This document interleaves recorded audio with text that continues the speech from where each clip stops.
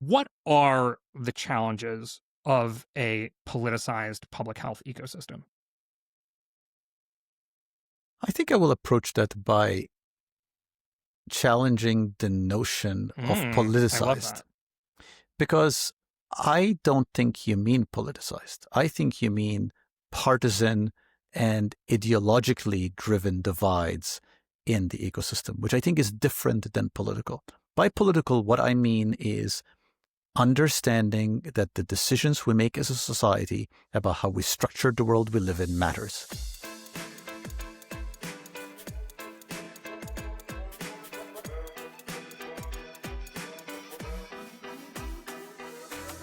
Hello and welcome to the GD Politics Podcast. I'm Galen Druk. There's little doubt that America faces a health conundrum. We spent nearly 18% of GDP on health in 2023. The average per person was $13,400, roughly double the amount spent in comparable countries. Meanwhile, the results are lacking. American life expectancy at birth is 78 years, about 5 years shorter than the average of similar countries. And nearly 75% of Americans are overweight or obese, with 12% having diabetes. I could keep citing statistics, but you get the point.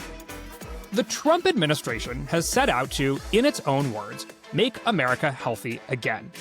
And while the similarly named commission's first report got a lot of attention for faulty citations, it's also surprisingly blunt about some of the challenges the country faces, perhaps more so than any other recent administration. That blunt assessment, though, has been paired with changes that critics say pose more challenges to American health. Funding cuts to the Food and Drug Administration, cuts to research on things like the impact of chemicals on health, changes to eligibility for Medicaid food stamps and Affordable Care Act subsidies, and replacing the Vaccine Advisory Panel at the CDC. So American health finds itself in a position not so different from other issues under Trump. An administration that is more candid about naming the problem than many others in politics, but with some controversial and even self-defeating solutions. Here with me to talk about it all is the Dean of the School of Public Health at Washington University in St. Louis, Sandro Galea. He's authored many books and also writes about public health on the Substack The Healthiest Goldfish. Sandro, welcome to the podcast. Thank you for having me, Galen. So first, I want to ask if you agree with my framing of the Trump administration's approach to health. Blunt in naming the problem, but controversial or even self-defeating in its solutions. Yeah, I thought that was actually a very nice summary. Making America healthy again is a terrific idea. I welcome it, and I think many of us welcome it. And in fact, many of us have been writing about the need to make America healthier for many decades. So it's really refreshing, actually, to see the administration taking a clear-eyed view on the fact, which I think you summarized quite nicely in your introduction, that we spend far more on health than we get out of it. I've previously written about this under the sort of title of an unhealthy mismatch. We spend more and we get less. I've often challenged audiences when I speak or in my writing to think of another sector where we far outspend our next closest high-income country competitor and deliver less. In fact, it's actually hard to think of other sectors where I think it's acceptable to spend as much as we do and to have outcomes that are nowhere near as good. So the notion that we should make America healthy is a terrific notion and should be applauded. So if folks have heard about that MAHA report, it might be about some faulty citations or maybe some of the things that were more controversial around vaccines.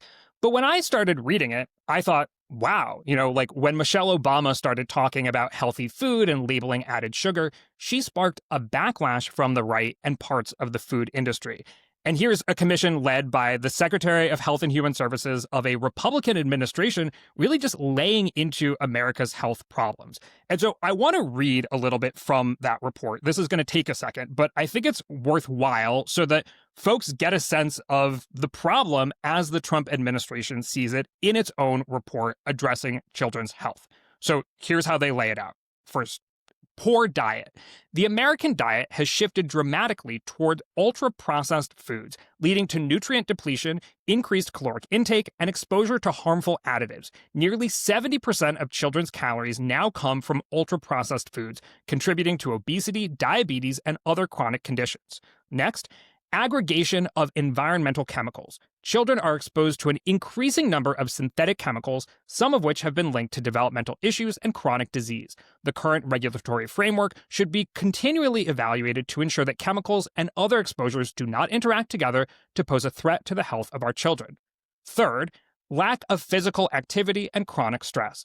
American children are experiencing unprecedented levels of inactivity, screen use, sleep deprivation, and chronic stress. These 6 factors significantly contribute to the rise in chronic diseases and mental health challenges. And fourth, over-medicalization. There is a concerning trend of overprescribing medications to children, often driven by conflicts of interest in medical research, regulation, and practice. This has led to unnecessary treatments and long-term health risks.